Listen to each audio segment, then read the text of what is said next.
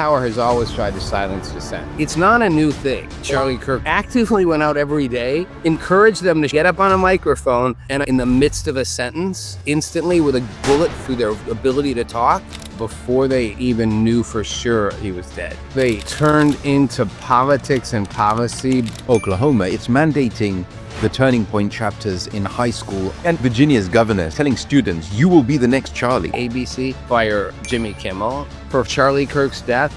Everybody's up for free speech as long as it's not the speech they don't want to hear. But the crazy part is people on both sides of this debate will say the same thing. Everybody says they want free speech. Thought crimes can't be crimes. It's a democratic country. It's behaving like the most repressive regime. You're not doing anything, you're just expressing the thought. And that becomes a crime. We can do this the easy way or the hard way. Hard way, gonna end bad for everybody. Rob, you went from Bill Clinton's White House straight into a career of challenging Washington. Now with Charlie Kirk's death, throwing free speech into chaos, how do you see power trying to silence dissent today? It's an interesting question. You look at it from a couple ways. I think first of all, I think power has always tried to silence dissent. I think that's the way I'd start with. Everyone acts like it's a brand new thing. It's sort of like, and I don't care how far back you want to go. You can go back to you can go back to 1700s, the 1800s. But even in our more modern times, the Nixon administration wanted to silence dissent. It didn't like the anti-war protesters. It didn't like, the Woodward and Bernstein digging up stuff on the Pentagon Papers. It's not a new thing. The Biden administration, to me, spent a lot of time trying to silence dissent in a very aggressive way, which we're now even seeing Google coming out and saying, and they've all been intimating it. They basically came in and told us to deplatform people or silence them who weren't violating our content rules. Like, they didn't want people saying certain things about COVID that they didn't want people saying. I don't think it's that much different right now. And when I listen to the people who are like, well, we're not doing the same thing when they talk about Trump. No, he's doing the same thing. He may be justified.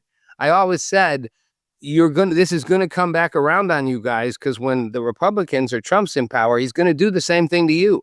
But he definitely wants to silence people who don't say what he likes. And the difference between him and I'd say the answer to what's different now and then is he doesn't pretend he's not doing it. They all pretended they weren't. He just comes right out and says the things he's doing that no one else will say they were doing. He just says, here's what I'm going to do. I'm going to try to get you off the air. I'm going to try to shut you up.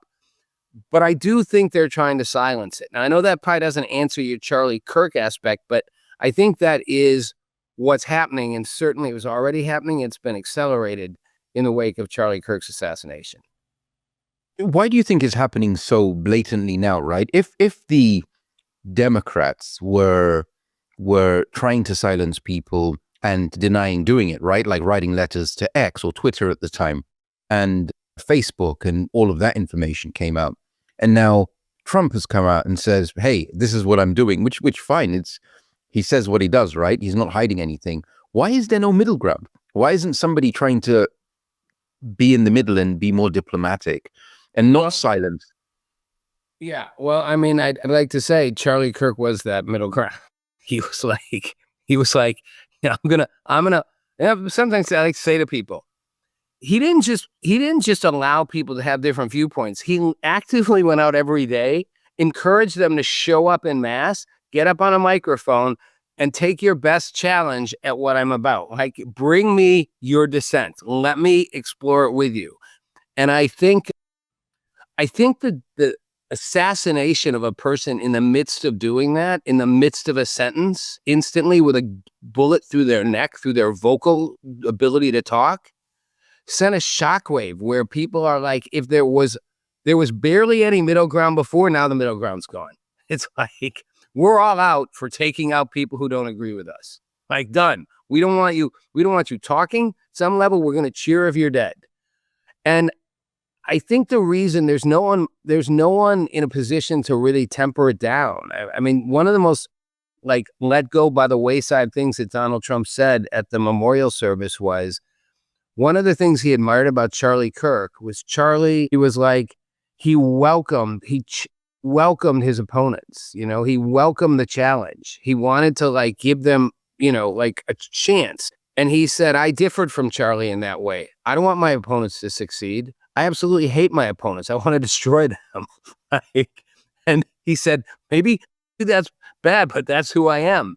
And I thought, wow, it said two things to me. One, for those who think Charlie Kirk wanted to silence his opponents, the president of the United States, who he was friends with, is out here saying one of the weak things about Charlie was he didn't stomp all over his opponents and try to destroy them.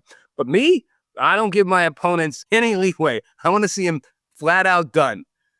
And he's the loudest voice there is right now. So I think you've got a whole it's like a wild west of everybody being like, my voice, stop your voice. And everyone blaming each other for the same act. There's no regulator in the middle. It doesn't mean we won't get it back, but right now, I'd like to say it's all of us. We're just collectively it's like when a brawl happens in a football game. Everybody just clears the benches or the sidelines and everybody just piles in. If it's bad enough, people come out of the stands.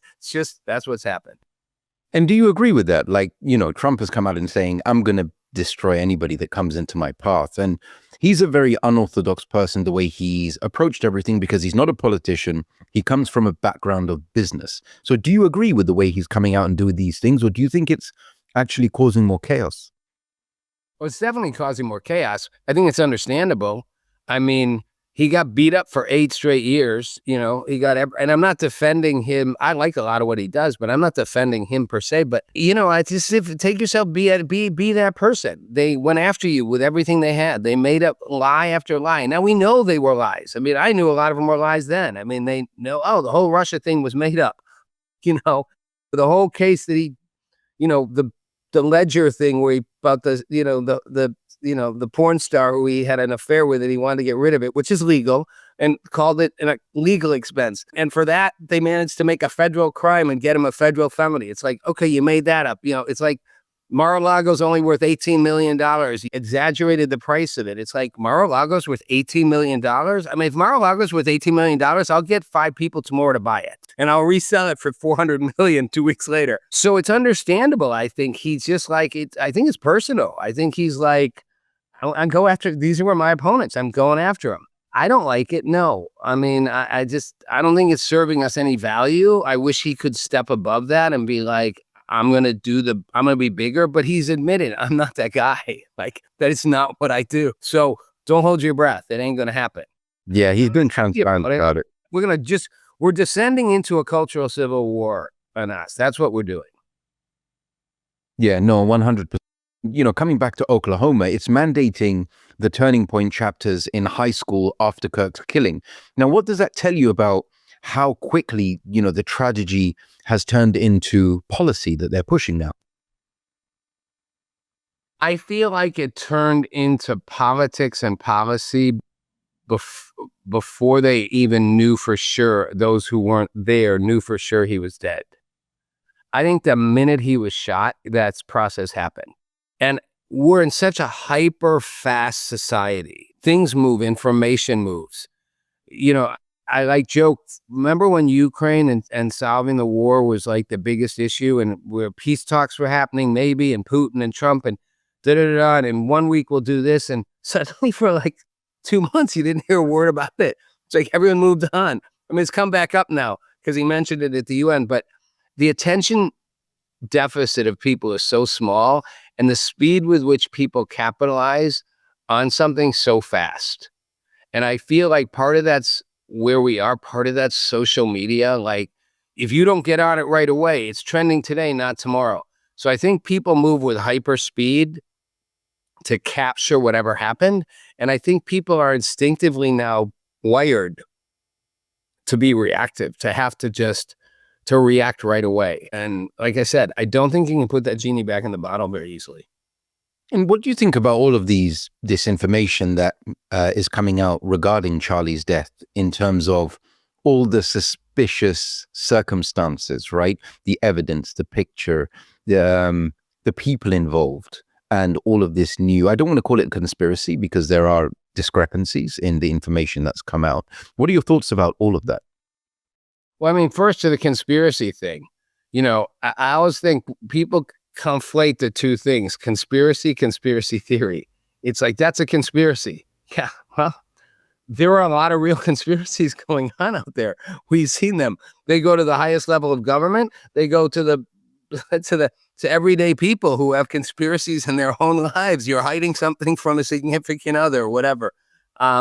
You've been doing that this whole time. Like, it's a conspiracy theory until you prove it's not a theory anymore. What I think is scary to me is, if you want to say there's two sides to this, both sides do this, and now doing it around the same event. And they both immediately, and within them, within the right, you've seen the Candace Owens and so forth come out with conspiracy theories about, because her thing is she hates Israel. So, and I believe she's got a real, like, deep anti-Semitism in her. And so everything's the Jews. Like, so the prime minister of Israel kind of put a hit on him, and Bill Ackerman tried to offer him a bribe as an intermediary. And I'm like, what? Like, okay, because Charlie was getting concerned about Israel. Well, he admitted, I love Israel, but I'm not sure if you're going too far here, right? Like, a truthful statement was exaggerated into this extreme conspiracy that has almost no plausibility, to the extent that one of Charlie's closest people came out and said that didn't happen. He did have issues about what was going on in Gaza, but he hadn't, like, as far as I know, there was no bribe, there was no, like, whatever. None of this really happened. It's like people believe it. But in us on the other side, I've seen people literally on the right who are convinced that Charlie Kirk was shot by somebody on the stage behind him. That it wasn't the gunman out front, that he was shot from behind with a gun with a silencer, and that the wound doesn't fit appropriately, and the guy on the roof didn't really hit him, and there's a whole conspiracy of who was involved. And some people are arguing, was it intentionally done to create this effect? Like, I'm like, wow, people will just, I'm just like, I'm starting to want to sit down and talk to flat earthers and be like, give me the best case for the flat earth thing, because I'm sure you can come up with a good case. Yeah, they're always creative, the flat earthers. They're always good to speak to anyway. I mean, just if you're having a hard or boring day, find a flat earther to speak to. I'm telling you, they're not sounding as crazy to me lately. I'm starting to think, maybe you can make a convincing case. And in terms of Virginia's governor saying, he's telling students, you will be the next Charlie. I mean, how do you read that kind of political rallying cry? I think Charlie Kirk's death triggered something we have not seen in 50, 60 years. If you look at the numbers, Charlie Kirk was well known. He wasn't that well known. I know lots of people who didn't know who he was. They didn't even know who he was. I know others who knew who he was, didn't know much about him. I know people who thought he's the guy who went out to college campuses and riled students up. And some people who really followed him, and Turning Point were like aligned of actual followers. Everybody knows who Charlie Kirk is right now. And he wasn't the most famous person in the world. And yet the reaction, his memorial service, there were 90,000 people there.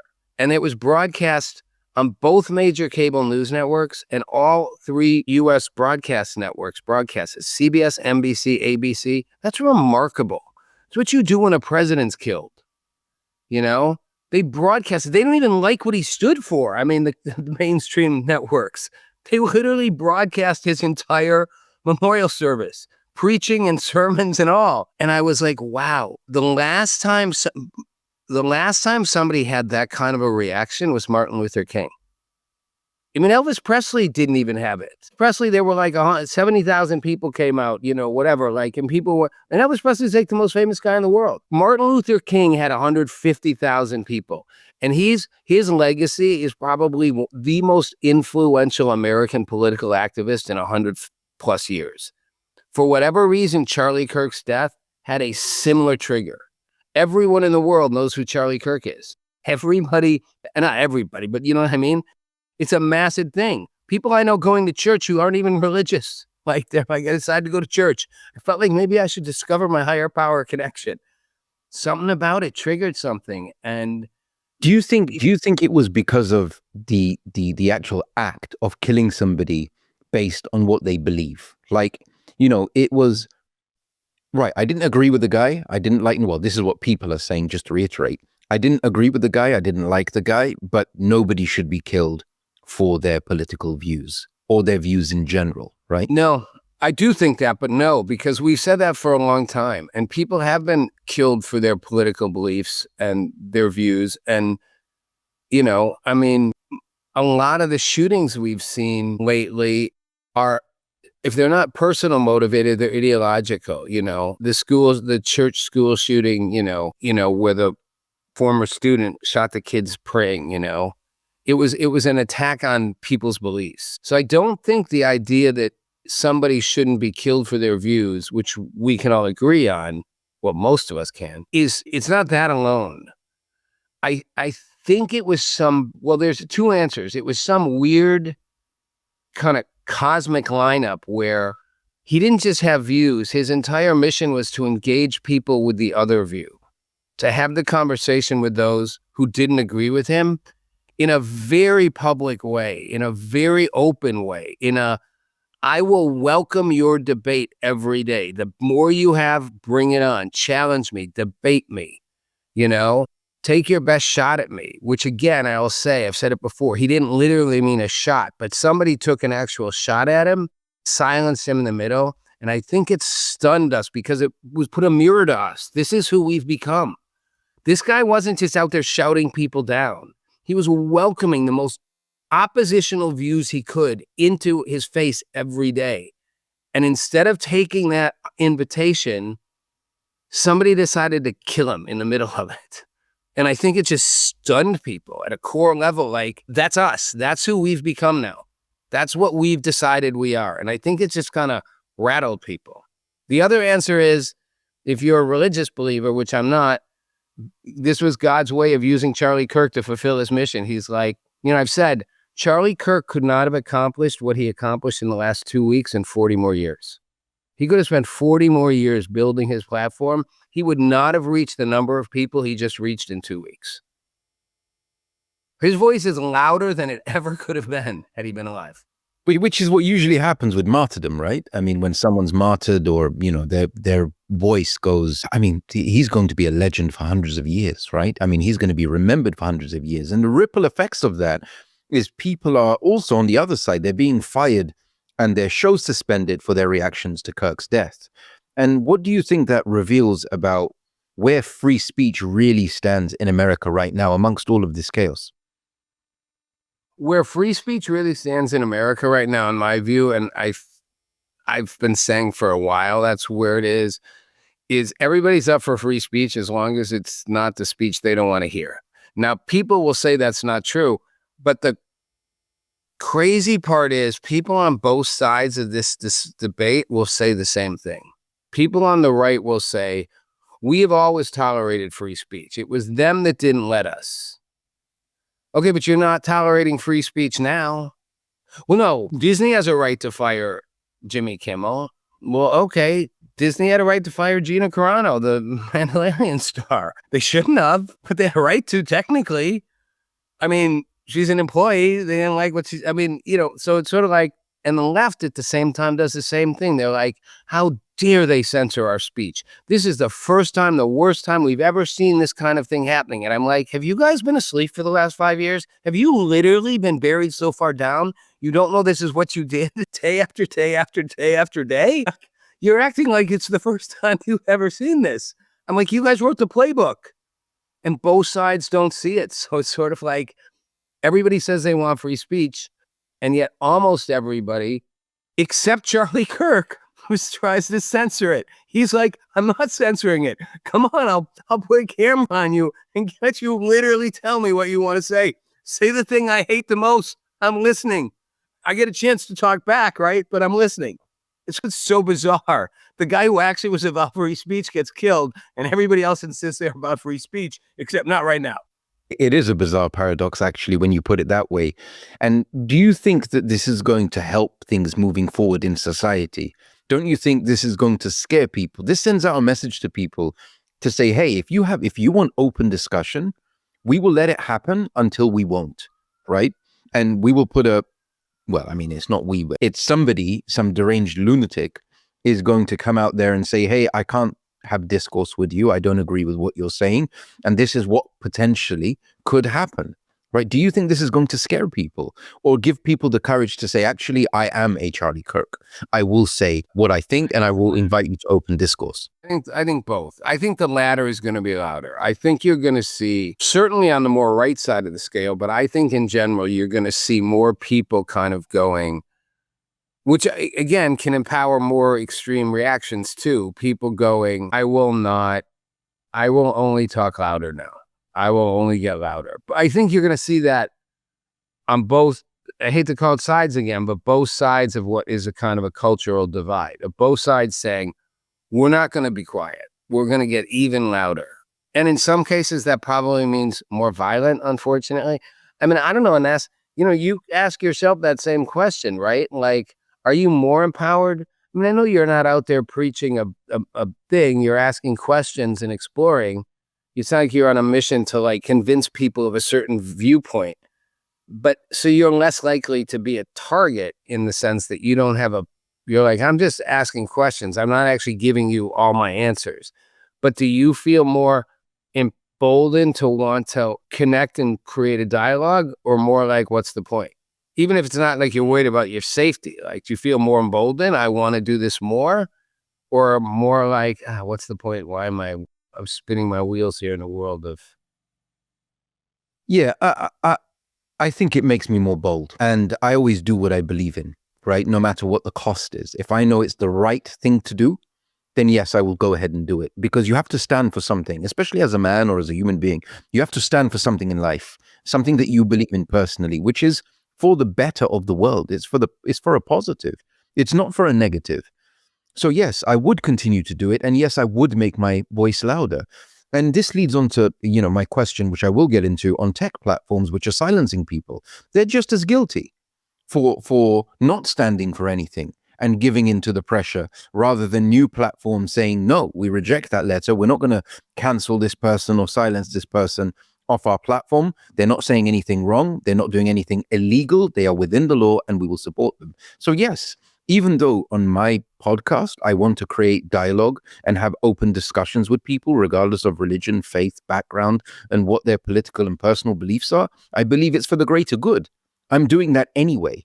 I wouldn't ever censor myself in terms of, I would stay away from things if I think that, hey, we don't have enough information on that, and it would be stupid to jump to assumptions like a lot of people do without the full facts, right? Without going into all of the nuances and details involved, because that just makes you look stupid, right? And you're just another voice in a crowd, which is saying a lot of things, but with a little bit of meaning.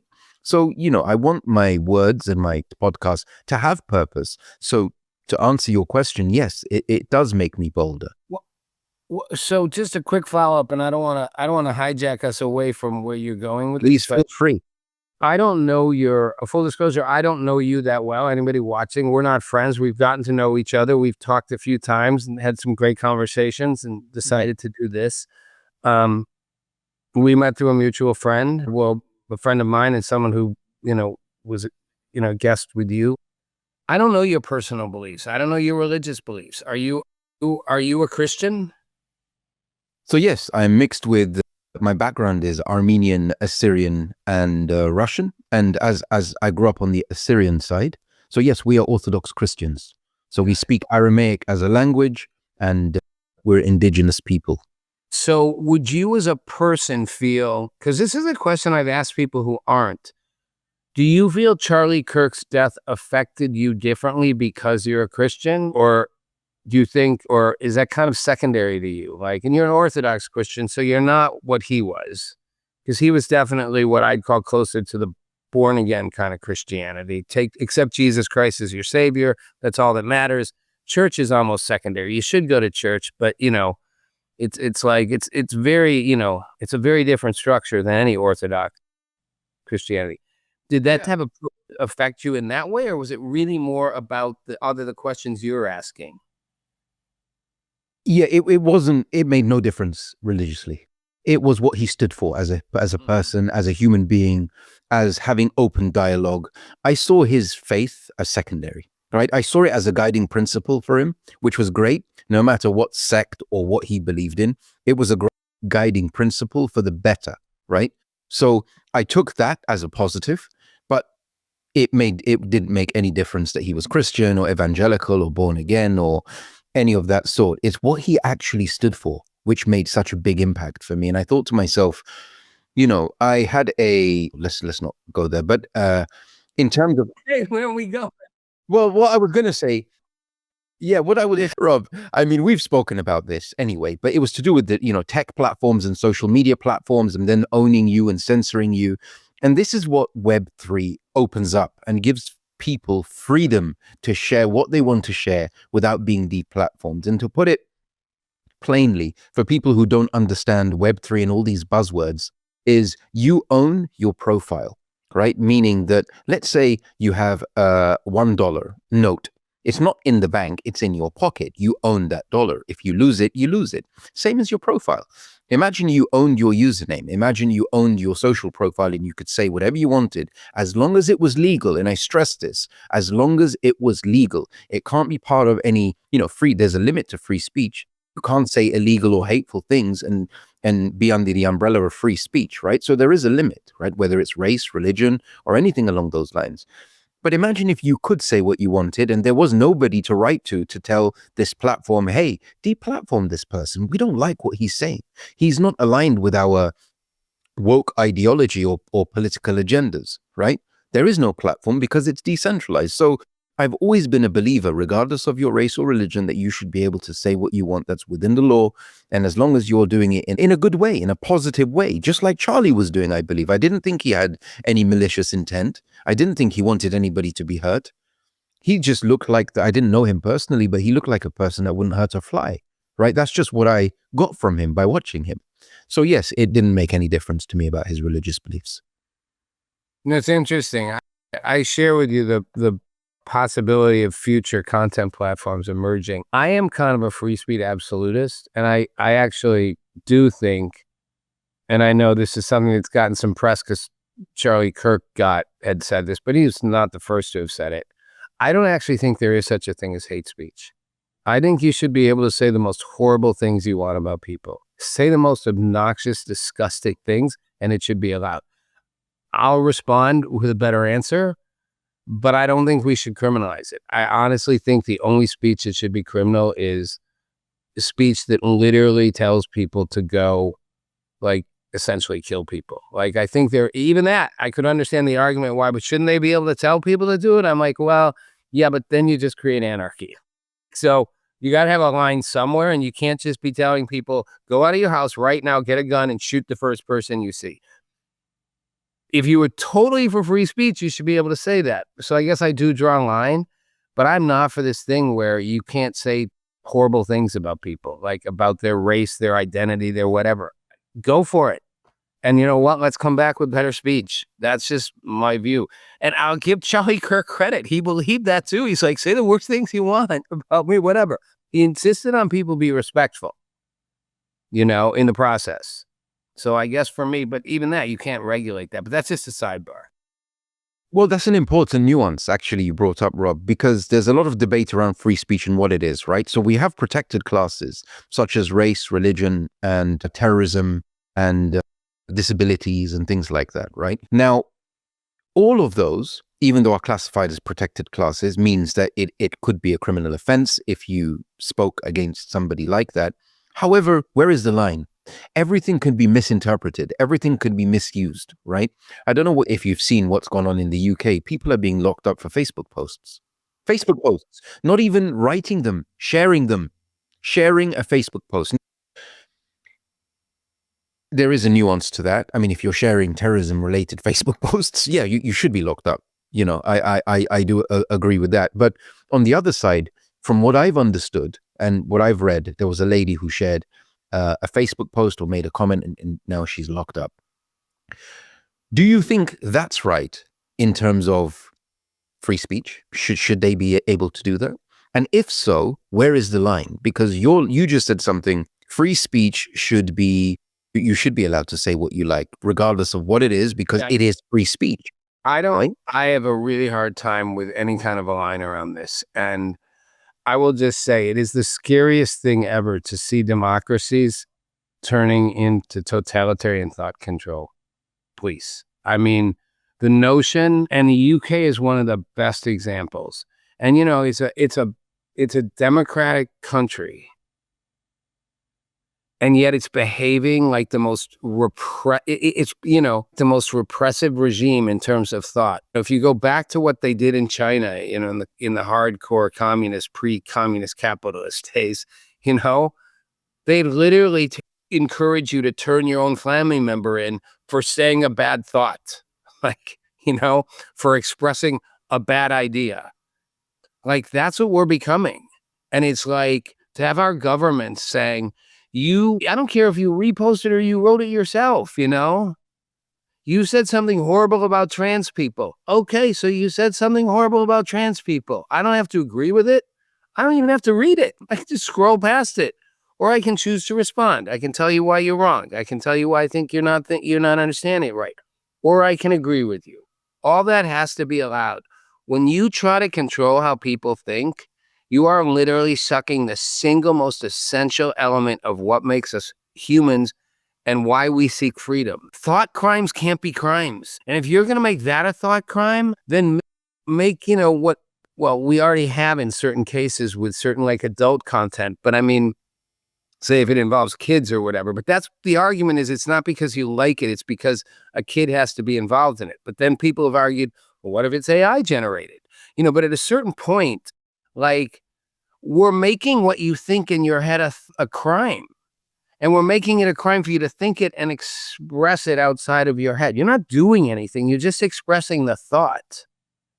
And that becomes a crime. And I just find that is the most scary, slipperiest. It's making 1984 look like a kindergarten book. like. Yeah. But again, I want to just dig down a little bit deeper because this is important. This is part of all of the big debates going on now, right? And cover-ups at the same time. If, and you brought AI as well, which I want to ask you about. If somebody is inciting terrorism, is that a line? Is that a what? Is that a line? A line? A line? Meaning, should they be locked up for it? If they're going online saying, hey, this is free speech, but then they're inciting violence or promoting terrorism. Right. So this is a really hard one, and I've struggled with it. It's kind of like what I said about if you're telling people to go out and shoot people. I understand why, for the sake of keeping society in check and safe, you draw a line that is an actual line. You are actually, you know, absolute free speech would be absolute free speech. But in the interest of certain kinds of essential overrides, we go, well, yep. But that doesn't work if we end up like having everybody dead. And if somebody is going to incite people to go out and bomb shopping centers, and then people do it, we allowed them to do it. We allowed them to use the network to disseminate it, to make it happen. Well, that's a really stupid thing to do as a society. And I understand why a government would step in and say, we can't let that happen. But short of that kind of outcome, so yes, the answer would be you could say you can't do that. But short of that, everything I'm talking about is not telling people to go do something. It's people saying, but if you say bad things about people, then they'll go do something. And that might be true. Well, I've always said if you call somebody Hitler long enough, someone's going to think they should go kill him because they're Hitler. But I still wouldn't say, you know, I've said this, like the left constantly referring to everybody on the right as Hitler and MAGA people as like Hitler supporters. You're encouraging in an underlying way them to start thinking of these people as somebody deserving that outcome. But I still think that speech should be allowed. You should be able to call whoever you want Hitler all you want. I think Jimmy Kimmel should be able to say it all he wants. I think he should recognize that what he's doing is telegraphing a message to people that if that person's Hitler, well, wouldn't you kill Hitler? I've always joked, I'd go kill Hitler's mother before he could be born. So you're going to be responsible for that. But should you be criminally responsible? No. If you actually told people to go kill people and they did, you could be. But just calling people horrible things, okay, it's ugly. It's not classy. It probably doesn't serve any good purpose and could lead to violence. But just because it could lead to violence, you can't criminalize it, because that becomes, again, such a dangerous, slippery slope of what do I think, you should be able to say or not say. And it's why in more repressive, moralistic societies, things can't be said because they could lead to immoral behaviors. So are we going to get to that point where, you say that, people are going to start having premarital sex, and that's bad. We don't want that. They won't have babies. We don't want that. Who's going to decide the agenda? It just gets scary. Yes. That I'm older, I won't live through it. Be dead. May you live 1,000 years. In terms of the tech platforms, how do you think that what's happening now is going to affect them, right? Tighter rules, they want less free speech, especially on platforms as we're witnessing. How is that going to be navigated between the governments and the tech platforms? And how do you think it should be navigated? So it's a great question. I think, well, we saw in the last round what came out with that. The tech platforms caved to the government. And I've said this before. I think there is a mistake that people assume the tech platforms are a bunch of liberals. I do think they were often, their employee base was more liberal and left than conservative. But I don't think that was always true about upper management and certainly founders. Mark Zuckerberg's mentor was Peter Thiel. And he was one of Mark Zuckerberg's Facebook's earliest funders and was on the board until a little before this election. And he left the board because he wanted to devote full energy to getting Donald Trump reelected. That was the reason he said, I'm leaving Facebook because I want to put all my energy into making sure Trump gets the presidency. And Mark Zuckerberg wrote this thing about him, and he was like, he was my mentor. Without him, there's no Facebook. I will always miss him. I will wish him well, but I will always miss him. There was no fuck you, going help Trump. I think they caved because they're not out of ideology, but out of the one other, there's three things that can influence you: faith or ideology, a deep conviction. That was, say, what Charlie Kirk had, and thus motivating him. Power. That's what I think a lot of governments have. Well, I guess there's four. Greed. And that's what the tech platforms had. We make a ton of money. We have shareholders. We lose a ton of money if the government doesn't work with us. So, that's why you fire Jimmy Kimmel, whatever.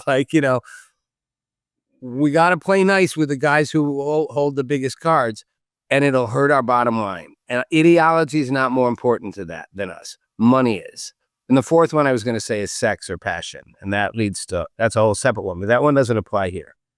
Although it is why people will ruin fortunes, empires, countries over passion, whether that's sexual, whether that's anger, revenge. So I think the future doesn't look good, because I think independent, small tech platforms will try to fight it.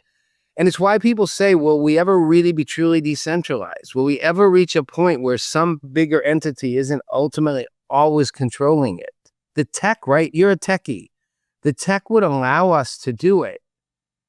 But can you build? I don't know the answer. You know better than me. Can you build a platform?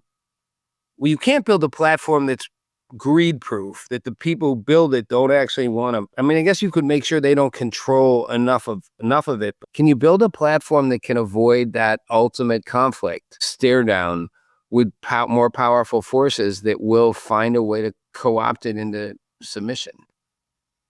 Let me put something to you, right? Because this has been discussed a lot. The answer is yes, but to what extent? So if we were to build a social media platform where there was no central one person or group of people that had control like Facebook, it would still be an issue, because the government would try to shut it down or censor it or make it illegal one way or another, right? Up to a certain extent, because there has to be some form of moderation.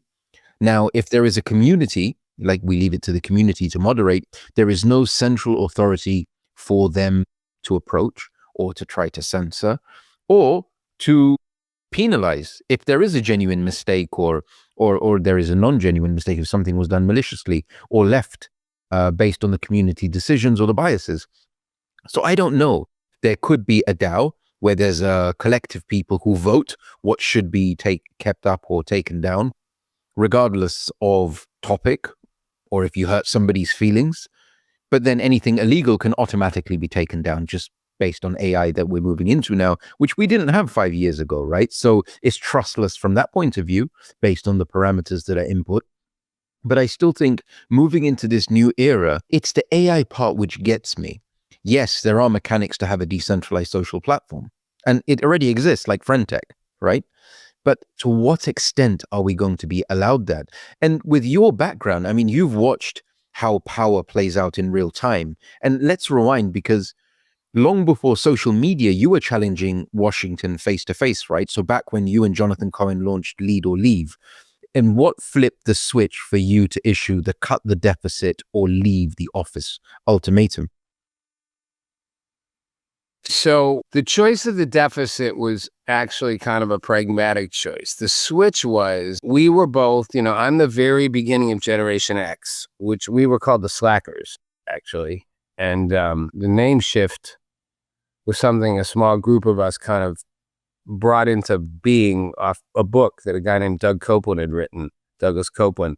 And we just started using the word a lot. And I was in the media a lot. I mean, there was no social media, so you couldn't have the same viral spread. But I was in the national and local media all over the country all the time, like all the time. I mean, I was on 60 Minutes. I was on, the lead story in the NBC Nightly News. I was on, I was in Time and Newsweek. I was on the cover of U.S. News and World Report. I was on Good Morning America, the Today Show multiple times. I was everywhere. And I had celebrities that got behind what I was doing, and they were everywhere. So, we had a really wide presence for a pre-social media era.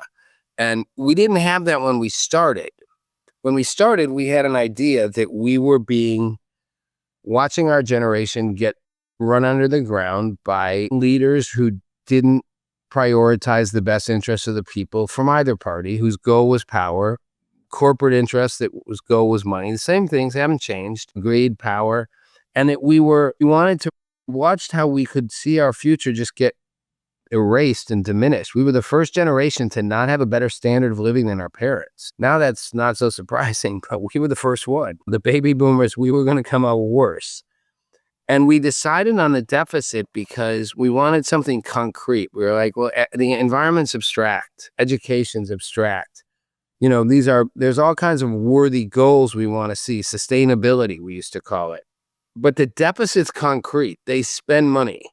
And they spend money that they don't have because they don't want to make tough decisions. And that's our money because we're the future. They basically have a giant credit card that they're running up. They have an endless credit line, and they run it up and run it up and run it up. And the higher you get it, the more the interest comes because the banks want to get paid back. And then they leave and die and give us the credit card to pay off. And we were like, that is inherently unfair. It also means we won't have the resources to do what we have to do for ourselves to the next generation because we'll be too far in debt, which oddly enough now you're seeing is still the debate, the discussion. So we thought the idea was simplify it, make it a pledge. Everybody has to agree in our national government to cut it 50%, the deficit, not even the debt, just the amount we add on. Just cut what we're going to add on 50% from what we did before, 4 years before. And if in 4 years we can cut that deficit in half, then we're good. We're making progress.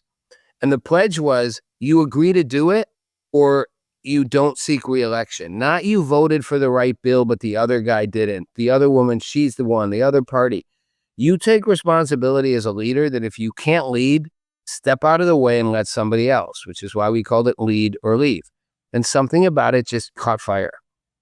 It just caught fire with people.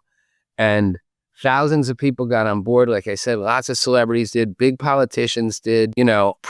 President Clinton, in running for office in 92, called it a gimmick when asked about it by a reporter for NBC. And George Stephanopoulos, his top advisor, and everyone knows he is now, the TV guy, told me later that they fell 12 points in internal polling when he called it a gimmick. Like it just caught fire. And so we ran with it and used it as a wedge to create and force, and they did technically cut the deficit in 4 years. I'm never going to take all the credit for that. Although President Clinton did say to me once, we did that, by the way. We did what you were asking. We cut it in half. Like you guys did. I can take some credit. I did. We did actually really push that voice out there. But I felt like we had to stand up and fight for like our future. And it's funny because I often have said lately, and it's not said in an arrogant way, but I was like a Charlie Kirk. I wasn't as big as Charlie Kirk, but it was a different time. But for the time, I was around his age, and I was a highly public figure, known for getting into controversial conversations and things on college campuses, thousands of people showing up, not to have debates. We'd go rile them up. But, you know, on all the networks, friends with the president, inside the power circles, the powerful people in Washington and highly elected officials and around the states and catalyzed celebrities. And we had a movement. It was called the movement. And I know what that was like and why we did it with the same passion. Mine wasn't faith driven. Mine was future driven for the next, but so is Charlie Kirk's. He was seeing a generation of young men that he's like, you are tanking your lives in the future. And it was that same motivation. And again, I'm not saying I was as big as Charlie Kirk, but I was a very similar kind of figure, very polarizing in that way and very high profile. But there was no social media, so I couldn't have millions of followers in that way. I couldn't do something and in minutes the whole world could be tweeting about it. But it was driven out of this deep desire to not let the future slip away from us and to be like, we all have to take action. And that's why I think people are now saying, to go way back to what you said like 20 minutes ago, to do the Trump weave, if you will. I think Governor Youngkin was saying, and he's not the first to say it and won't be the last, everybody can step up and be a Charlie Kirk. Like, it's time for people to go. It's about each person taking a step and taking the action, not just counting on one person to do the work and lead the way. It's like, everybody do it. Everybody do their version of it. I don't know if that really answers your question, but. No, it does. And it leads into, do you think there's similarities to what Doge was trying to do, to what you were trying to do back then at the time? I mean, principally. Yeah, I mean, I think Elon Musk definitely wanted to see. Yes, I think in principle, and we had a lot of very wealthy supporters behind us. A few who've become billionaires now. And I think very rich people often realize the incredible mistake of letting a government operate in such debt. That the efficiency of it, that if they did that as a business, it would tank it. They wouldn't succeed. And as a government, you're a business, and your shareholders and your customers are the citizens you represent. And then if you bankrupt that, if you drive it so into debt and have so much inefficiency and waste, you can't produce a good product. You can't satisfy your shareholders or your customers. So I think it's an intuitive thing a lot of business people get. And I think he got it both on a moral level and a fiscal level. Like, this doesn't work. We got to fix it. Ours was, in some ways, though, but we did. I mean, it's so funny. There's a clip of me on MTV at a rally, and I say, there's too much pork. We got to get rid of the waste, fraud, and abuse. No more pork. Talking about the government. And I laugh. 30 years later, Elon Musk is like, waste, fraud, and abuse. Not that he got it from me. I'm saying, right, it's the same thing. But I think ours was also really just a moral call. Ours, like I said, we picked the deficit because it made sense, but it was a moral point. It was a way for us to pick a place to start going, this is a moral crisis.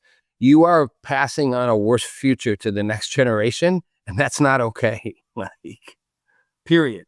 In all areas. And why do you think this is happening so much? Because sometimes when you look at the news, right, and I said this to one of our last guests, I just watch the news sometimes and think, why is this even being debated? There's a logical solution to this. Like, there's a logical answer to this. Why is all of these, it could be war scenarios, it could be political scenarios, right? But sometimes the answer is smack bang obvious. Why do you think, after decades of challenging power, what one act of courage should everybody take in the next year to stay free?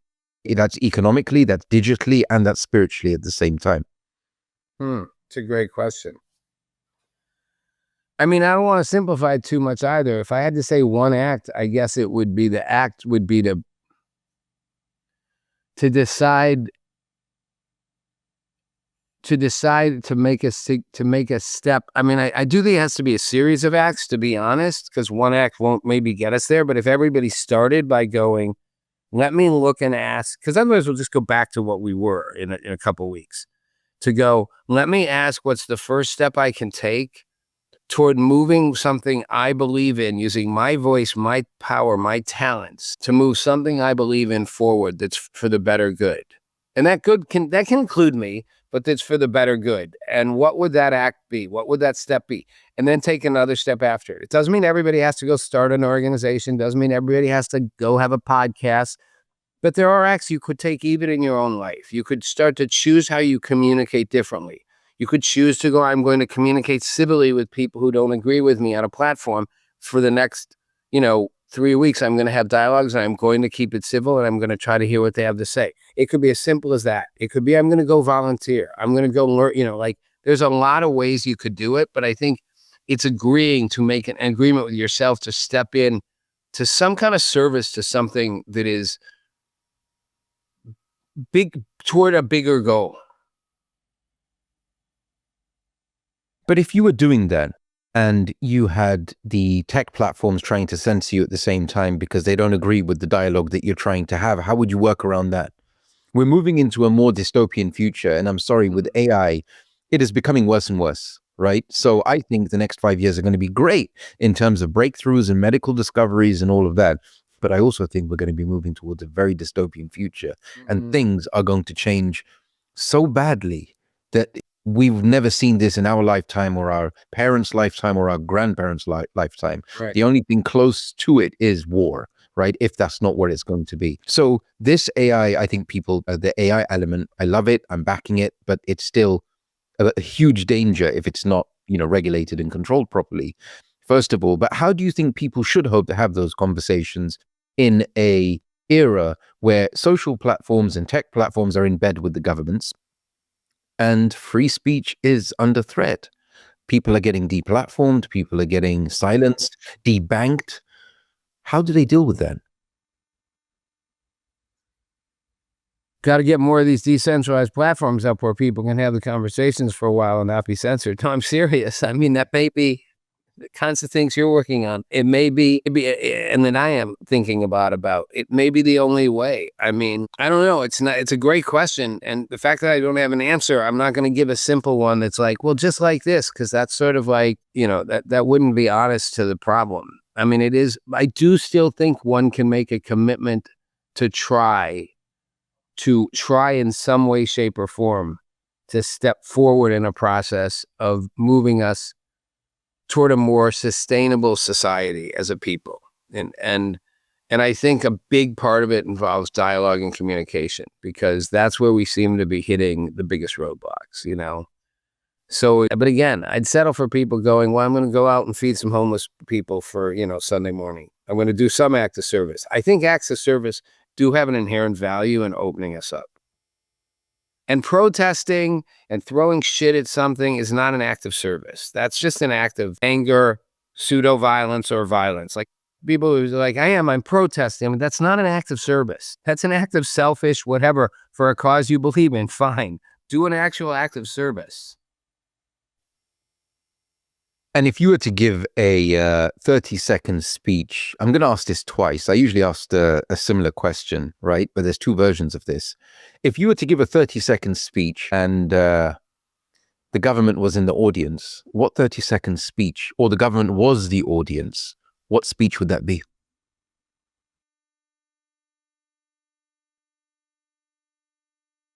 I'd remind them of a recent event that happened with Charlie Kirk, in which the chairman of the FCC said, we can do this the easy way or the hard way, about Jimmy Kimmel being put in check.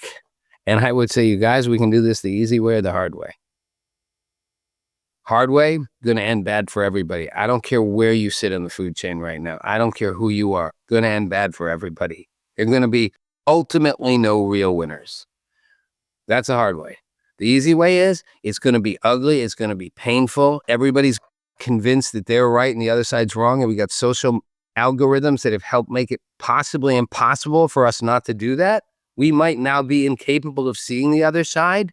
And if that's the case, then we need to figure out a solution that lets it be battled out in a way that contains it. So, your goal, if the best we can do is go, we're going to be mortal enemies, let's put it in a coliseum and duke it out, make that the new thing, and that counts for this.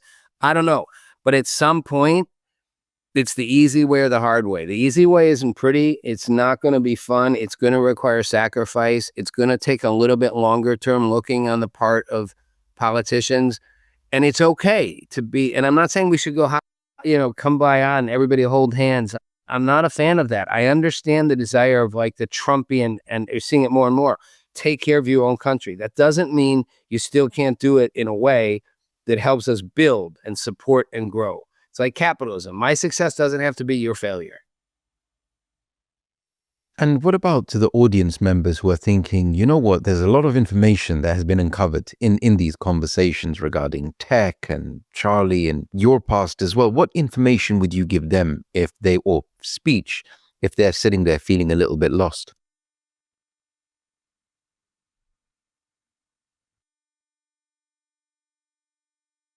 If you're not feeling a little bit lost, you should really ask yourself why. If you're not aware that something's off here, if you're not wondering, are we in a simulation? Is it a matrix? Are we about to enter a dystopian society? Is everything upside down? Some things you need to really step back and go, I think I might be like living in a fantasy. And I think you just start with that and go, I'm not crazy. I'm not crazy. So given that, you take the basic steps and you go, all right, I'm gonna reevaluate. I'm gonna ask what's important to me. I'm gonna make first commitments and I'm gonna build from there. And it's a one step at a time. And the thing I said before, I'd say we have to all recognize that we all think we're right, but the other side thinks they're right too. Whether it's personal, whether it's professional, whether it's political, everybody thinks they're right. And we've gotten to a point where everybody's sure they're right and sure the other side is completely wrong. And you can flip them. They'll be about the exact same thing. There's not even any nuance. It's like you censor speech, we don't, we're for free speech. No, you censor speech, we don't, and we're for free speech. Wow, both of you can't be right here. So realizing, like, look in a mirror. I don't know, it's pretty, I wish I had something concrete to say, everybody just go, put a, $10 here and boom, and it'll work, but it won't. That or just unplug and watch TV. Watch your favorite shows on Netflix. I like the honest answer. It's like, it's true. It's a tough one. There is no easy solution to this, right? And I think the key takeaway is if you don't feel that there's something off or something wrong, analyze yourself. You're living in the matrix. And that's very true. A lot of people are just living their daily life, oblivious to what's going on or looking at these events as totally isolated, when they're part of a bigger plan, they're part of a bigger picture, and also a movement that's happening, leading us into a dystopian future. And I don't want to leave this on a negative note. I want to say thank you so much. Right. You're in the matrix. There's a bigger plan, and it's leading us to dystopia. So on that note, everybody have a great day. See you next time. Exactly. No, but Drink a lot before dinner. Yeah, exactly. Just switch on Netflix and relax. Everything will be fine. But no, Rob, thank you for jumping on. It was great to have you. These conversations are very insightful and I think very natural at the same time, which gives an audience a great deal to take away from without actually being scripted. So thank you for coming on the show. I really appreciate it. I'd love to have you back. I would love to. And just for anybody out there who's feeling hopeless after, and As just told you, the dystopian future is not only on the way, it's being coordinated and you can't stop it. I will say this, along the way, AI is going to offer some really cool experiences, So maybe go get yourself an AI, sex partner or whatever, go on vacations, try things out, experience what you might never be able to experience. Just take the most of AI before it swallows up humanity and tosses us out the dystopian void. Have fun till the clock runs out, everybody.